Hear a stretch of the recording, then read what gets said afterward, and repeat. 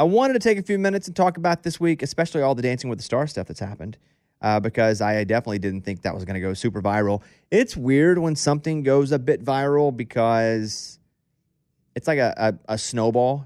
I'd made that video, and a couple things. One was on a crazy amount of pain medicine, which I have been. And you can see if you're watching on video, I'm in a full cast because I had to have surgery on my ankle, and it's been killing me. So I don't blame it on pain medicine at all because I stand by everything I said.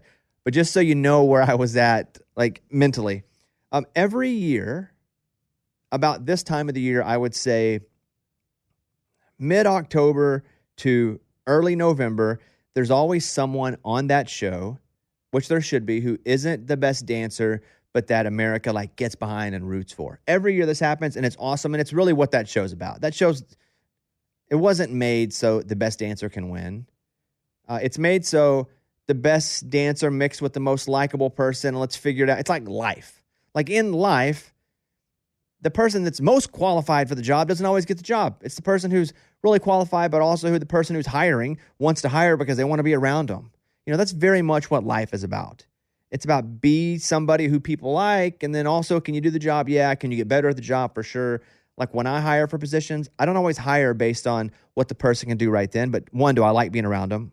And then two, can they grow into that position, even in a way different than they probably think, or I think they can now. So around this time every single year, I just hit my social media, and it is nonstop, just people ripping into me for no reason other than I'd won that show years before. And I have pretty thick skin. I have very thick skin because every day I say stuff and people kind of come at me in DMs and comments, all good. So it was no different this year, except for Tom Bergeron had kind of jumped in and added to the mix for some reason. And the reason is he was going back on the show after he had been fired. And I still love Tom. And so he was doing press. And I saw what he said. He had done like 20 interviews, and they had asked him, what's one of the more shocking eliminations? That was the question. It was nothing about who won that shouldn't have. And he immediately flipped it, and he was like, I don't know, but I tell you who shouldn't have won, who I was shocked by that won. And it wasn't even that, because I was shocked that I won. But it was the facial expressions, the ouches, because nowhere in that interview did he allude to, well, it's because of the judging and what's weighted and what's not. Like, that's what's been said since then, but that's really not what he meant. But my feelings were hurt, and I just said this. I didn't say I was mad. I said my feelings were hurt because it was somebody that I like really respected, and was also so great to me while I was there on that show. Like, he was the greatest. He was like the one person, because Erin Andrews wasn't there that much. She was doing NFL. She was doing, she had other jobs other than Dancing with the Stars. And at the time, those were the two hosts. And so he was there a decent amount. And we would talk about all kinds of stuff. Just broadcasting. Like, he's an old broadcaster, had done a bunch of TV shows. I was, working on Idol. I was getting ready to start doing a show on Nat Geo. And so I would ask him for advice, and he was generous with his time and his answers. So when he said that, that one hit me a little different. And so I just remember waking up and being like, dang, this sucks. And I had that trophy, and I've had the trophy, and it used to be in the house, and I would always keep it somewhere really annoying in the house. And then I got married, and my wife's like, do we have to put the trophy right here by the front door? And I was like, good point. So then I moved it down to our studio, and every year when this would happen, I would start to feel like, man, this trophy does not make me feel good. And so I packed it up, and I gave it to my assistant. I still had the box that it was in. And I said, hey, just mail this back to ABC, because it does not make me feel good to look at. I don't even want to put it away. And yeah, it was a little bit, it was for drama, for sure. But it didn't make me feel good. And one of my heroes in life, Marie Kondo. If it doesn't spark joy, get rid of it. One of my top heroes, for sure. Shout out Marie Kondo. That's her name, right? Marie Kondo? Yeah, that's it. Thank you. So, sent it back, and I got on my phone, and I wasn't mad, and I was just like, dang, what was I supposed to do? Like, every year, all these people come at me over and over again. Now, granted, I had taken pain medicine probably hours before for my foot, so I was probably a little bit emo. And I've never had a drink of alcohol, but people say when you drink, a lot of times you're just a louder, more real version of yourself. And I think I allowed my feelings to get hurt because I was just, those pills had allowed my senses to feel. And so my feelings were hurt because Tom had done that. There had been years and years of people just like pounding me over doing nothing wrong. It wasn't even an opinion that I had. Because that happens a lot where I have an opinion or I say something and people get mad at me. And sometimes it comes back years and years. And I'm fine with that because I did that. Like I had the opinion that either pissed people off or made people happy. With this, I just did what was asked of me. Go on the show, win. And not only did I win, again, I was told by multiple executives at that network, it was the largest gap from first to second place in the history of the show.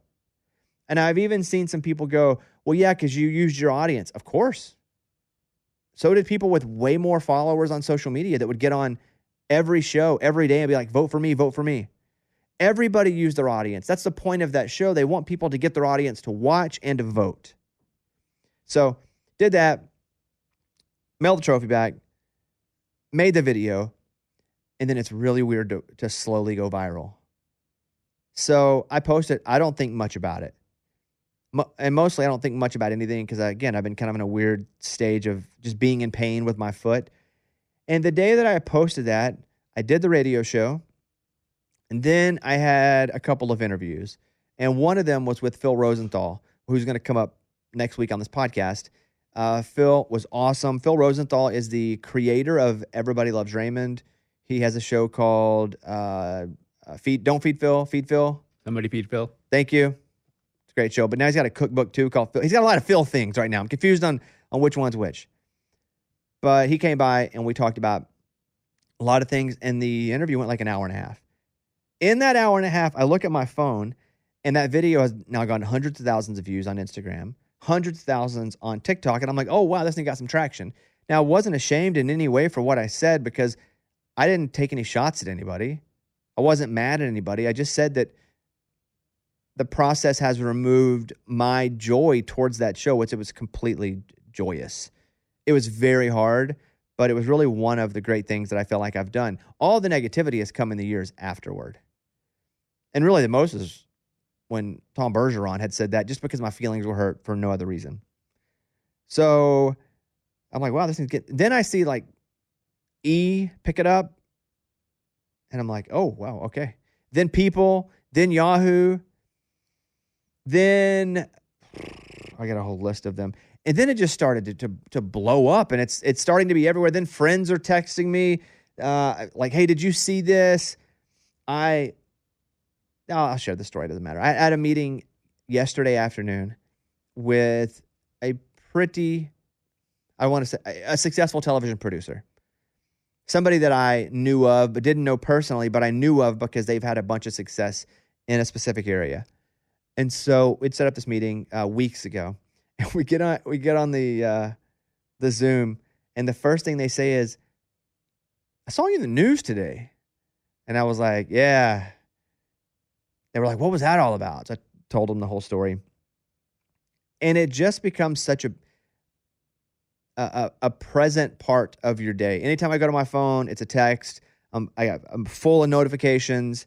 But again, I then would watch the video back. And most of the time I don't watch videos back, just to make sure I didn't say something that I would regret or say something where I was angry, because I wasn't angry at anybody. And then like people that I haven't heard from in a long time, then like artists start reaching out. Then, and the real weird part about going viral is the next day it's over. It is like the biggest dump of water on you, and you're like, oh my God, good or bad? You're like, oh my God. And then you go, oh, the next day you wake up and it's completely gone because the news cycle is totally flipped. And so that's what it's like today as I'm recording this. I'm glad it's over. I never really meant it to be anything more than it was. I do see now what the headline was, and it's funny that I sent the Mirrorball Trophy back. That's funny. It reminds me of Reggie Bush when they took the Heisman from him. Except they didn't take the trophy from me. I was just like, I don't really want this around. It doesn't make me feel good. And I think it'll be a funny, dramatic thing to do to send it back. Because you know what? If nobody really wants me there, I don't have to be there. And I try not to talk about it unless it's right when they announce the cast, because that's when I get asked the most about it.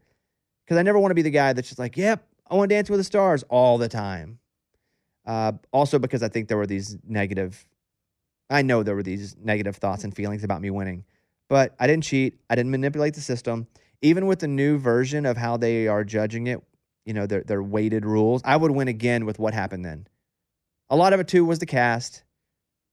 All the casts are different. All the soup is cooked different every single year. But I'm saying if it was the same exact cast put out this year with their new weighted rules, I would still win again based on that situation. But I love the show. I have nothing to say negative about the show or the people on the show or even Tom. I think Tom is the greatest. And if Tom was like, hey, I want to come on the podcast, let's go. Love to talk to you. But that's why I put the video up. And then I just wanted to explain kind of what it was like. When you go and something happens and it goes viral, it feels, again, we see a coach get water dumped on him. They're like, oh, yeah, oh. That's what it feels like. Because you're like, I didn't really expect this to happen. Oh, crap. I also didn't make any other videos about it. And I think had I started going, let me take this momentum and keep building on it, I felt like that would be a bit disingenuous for me to comment on what I said that now everybody's commenting on. So I didn't really say anything else about it because that wasn't the point. The point was to just share how I felt. The point was to share what I did about it. And it wasn't to continue making content about it. But I made this part of the video because one, I'm doing an intro for the full podcast. And two, to just kind of explain what it feels like to go viral. And this is not a viral, though, in a way that lasts for years. I think people will probably remember this, and I'll probably ask about it in interviews for other projects. And I'm happy to talk about it because, again, I don't feel like anybody got hurt from this. So, that's what's up. Still love the show. Still love my time on the show. I just was probably on pain meds and probably got my feelings hurt more than I normally would because I think the walls were down a little bit. But it sucked. No, it really sucked. But I don't dislike Tom Bergeron at all. I think my old phone has his number on it.